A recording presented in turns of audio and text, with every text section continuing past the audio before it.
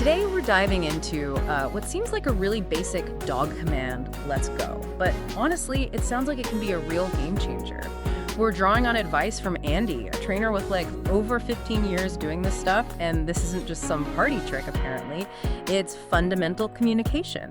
Can even help with weird things like dogs barking like crazy when someone comes to the door. Oh, absolutely. Think of Let's Go as, the foundation you build everything else on. It teaches the dog to follow your lead, creates this really positive vibe about moving with you. And that ripples out into managing loads of other behaviors. Okay. So, how do we start? Andy really hits on motivation first. We need to be playful, right? Really enthusiastic, invite them along. He mentions getting down low, using a fun tone of voice. And here's a specific bit, holding hands low, outstretched, and wiggling your fingers, maybe patting your legs too. It's all about sparking that initial, yeah, let's move feeling. That's exactly right. Getting low is way less intimidating for a dog. And those outstretched hands, they're like an open invitation. And yeah, that finger wiggling thing. It's surprisingly effective. It just seems to grab their attention, taps into that natural instinct to watch and follow movement, I think. And then, boom, immediate reward, real praise, maybe a little scratch on the chest. That seals the deal. Right. Now, Andy talks about using a leash for this, even indoors at the very beginning. But, and this seems important, keep it loose, really loose. Yes. It's just a temporary thing, yeah.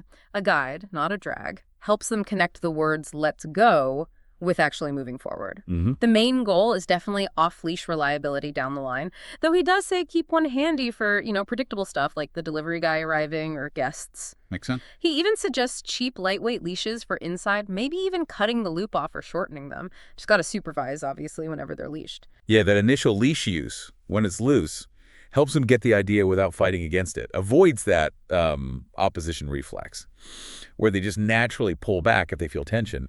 We're aiming for them wanting to come, not being forced. Gotcha. So, okay, they start understanding. Then Andy says you can, dial back the big initial energy. You don't have to do the whole super excited routine forever. You move towards just a simple let's go, maybe with a rising tone.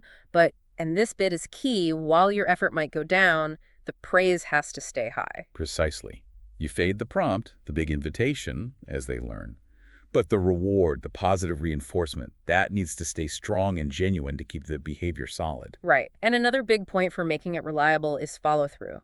He stresses only giving the command, only saying let's go, if you're actually in a position to make sure they do it. Yeah, that's non-negotiable for reliability. That's how you build trust that the command means something, especially for crucial moments. And keep the words simple. Just let's go.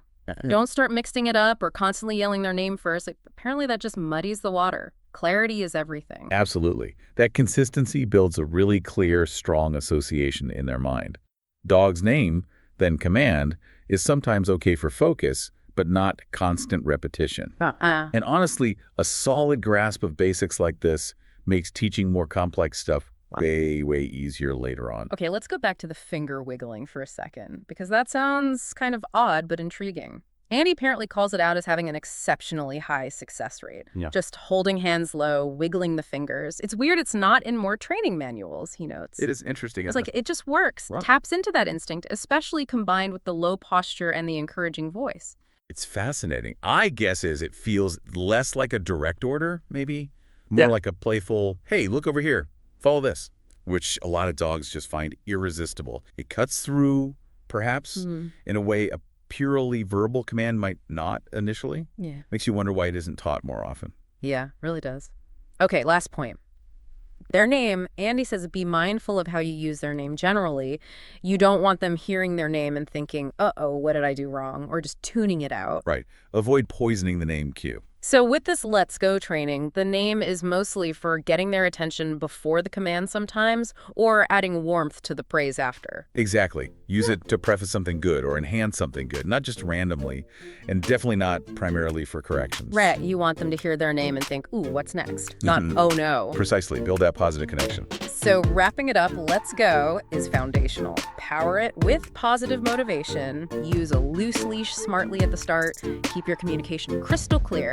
And don't forget those weirdly effective wiggling fingers. That's the core of it. And for you listening, really mastering this one simple command can genuinely strengthen that bond you have with your dog. It lays the groundwork for tackling all sorts of other little behavioral quirks too. So here's something to think about. Just try it. Try the let's go with that finger wiggling technique.